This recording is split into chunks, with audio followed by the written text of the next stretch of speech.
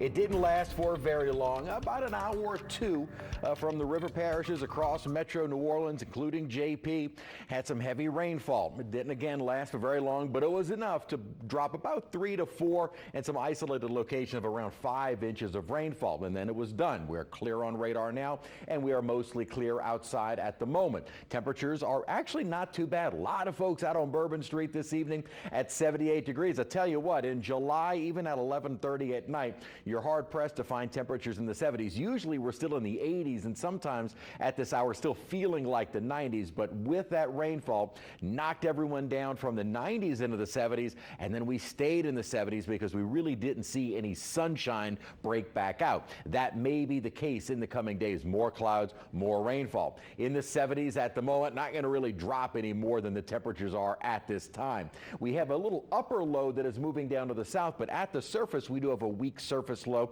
that helped us out with our rainfall. Plus, as we've been talking, this upper trough, this in the upper atmosphere and the position that it is in will keep us on the wetter side in the coming days. Right now, with the position of the trough, what we look for is the trough axis. On the eastern side of that axis is where you get the greatest instability. And notice that axis really never goes anywhere. We always stay on the eastern side, so we stay on the wetter side. This is a pattern that will take us not only through the weekend, but most of next week, with the added upper atmosphere, or the added, not really benefit, I guess, would be the Bermuda ridging. What this also helps to do at the same time we've got the trough is just keeps that deep plume of tropical moisture moving in place, and that moisture will be with us for the next 7+ days. And notice with this trough on the western side, you have very dry air. We're going to be kind of right on the cusp of some drier air,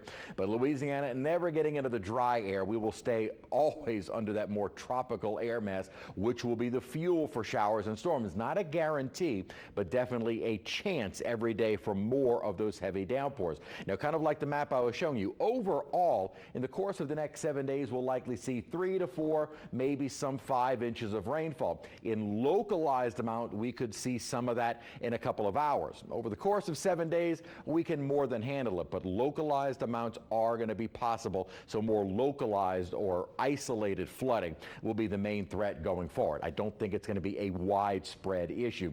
Quiet now on satellite and radar, and we will remain under quiet conditions through the night tonight. Models, some a little bit more aggressive than others, with showers and thunderstorms developing even before or right around daybreak. If that happens and we get a little bit more of the cloudiness around, then it could really keep temperatures from even getting into the 90s. Either way, even if we get into the low 90s, kind of like today, we're not going to stay there for very long. The scattered more numerous showers and storms will be with us in the next several days, so just have the rain gear handy and just be mindful for this weekend outdoor plans. While we will see heavy rain at times, it will be very much like today. We'll get some breaks here and there, not just a constant rain. If you do have outdoor plans, maybe stick it to the evening. That tends to be when most of our rainfall kind of winds down.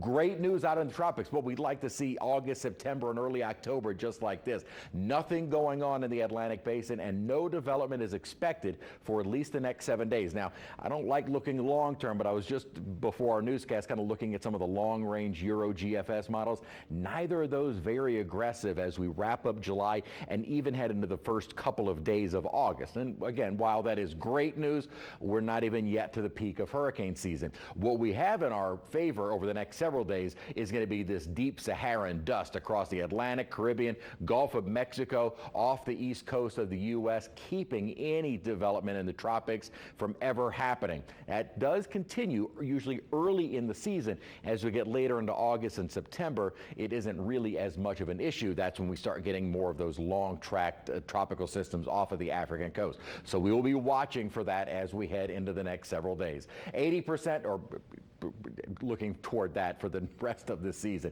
80% chance for some rain during the day tomorrow, or some rain, a lot of rainfall, but also the possibility of some heavy downpours at times. We'll see about a 70% chance as we head into our Saturday, and about an equal chance for Sunday. So definitely a wetter weekend. Not a complete washout, but definitely better opportunities for rain. As we continue on through next week, our rain chances hovering around that 60% with ample tropical moisture. We will see more rainfall, and And again, not a guarantee, but just about each day we will have a chance for some isolated downpours that could lead to some street flooding.